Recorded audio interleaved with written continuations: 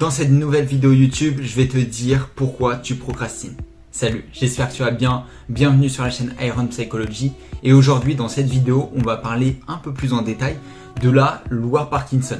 Tout de suite, dis-moi en commentaire, est-ce que tu connais, est-ce que ça te dit quelque chose, est-ce que tu en as déjà entendu parler, oui ou non. Mais avant de commencer, n'oublie surtout pas de mettre ton like, de t'abonner et bien sûr d'activer la cloche pour ne louper aucune vidéo. C'est parti. La procrastination, c'est le pire ennemi de plein de personnes malheureusement, mais personnellement, je t'avoue que ça fait très longtemps que je n'ai pas procrastiné. Et ça, vraiment, c'est super cool. Pour ceux qui ne le savent pas, la procrastination, c'est tout simplement de remettre à demain quelque chose que tu peux faire maintenant. En général, c'est une tâche qui te demande de l'énergie spécifique et sur l'instant présent, tu as tout sauf envie, tu as la flemme tout simplement, tu as tout sauf envie de mettre de l'énergie dans cette tâche. Dans cette vidéo, c'est pas que je te donne exactement mot pour mot la loi de Parkinson, mais il faut que tu saches qu'en gros, elle dit tout simplement que tu vas utiliser le maximum de temps que tu as à disposition pour faire quelque chose. Exemple très simple, si tu as un devoir à rendre pour vendredi et qu'on est lundi, je prends l'exemple de l'école parce que c'est beaucoup plus simple. Mais ça peut être aussi appliqué dans le travail. Par exemple, tu as un PowerPoint à faire pour vendredi ou ton patron il t'a demandé un truc à faire pour vendredi, on est lundi. Et tu vas utiliser, en tout cas il y a fort à parier, que tu utilises les 5 jours pour faire cette chose. Et la loi Parkinson dit tout simplement ça. Comme tu l'as vu, c'est une loi qui est très simple. On utilise le maximum de temps qu'on a à disposition. Et pourtant, elle régit la vie d'énormément de personnes. Et en fait, le début de l'arrêt total de la procrastination, c'est dans la compréhension de cette loi. Dès que tu as compris cette loi, déjà, tu as déjà fait un grand pas vers l'arrêt total de la procrastination. Parce que si tu remets à demain, c'est que demain, tu peux le faire. C'est que tu as encore du temps. Et en fait, le secret, et il est assez subtil et il faut beaucoup s'entraîner, pour l'acquérir, c'est de se donner beaucoup moins de temps. Par exemple, tu as une semaine pour faire ton devoir, tu te laisses 2 jours.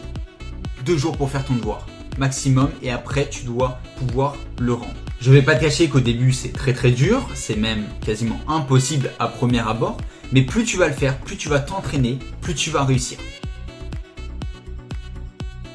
Maintenant, je vais te partager ma stratégie en 6 étapes pour diminuer la procrastination. Je vais pas te dire que ça va arrêter la procrastination parce que on a toujours une micro-part de procrastination. Même moi, comme je te l'ai dit en début de vidéo, je n'ai pas l'impression de procrastiner.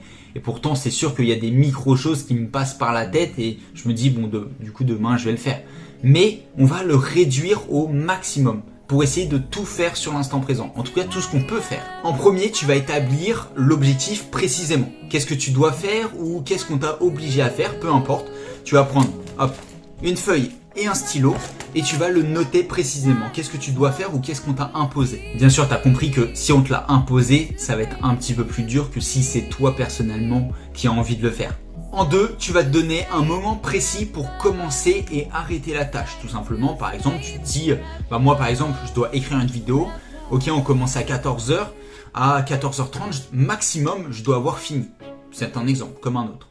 En 3, donne-toi du temps. Si tu n'y arrives pas dans ton délai, c'est pas grave. Ne te frustre pas et redonne-toi un petit peu plus de temps. Par exemple, moi, si ma vidéo, j'avais pas fini à 14h30 pile, ok, on se donne encore 10 minutes. Allez, on va le faire en 10 minutes.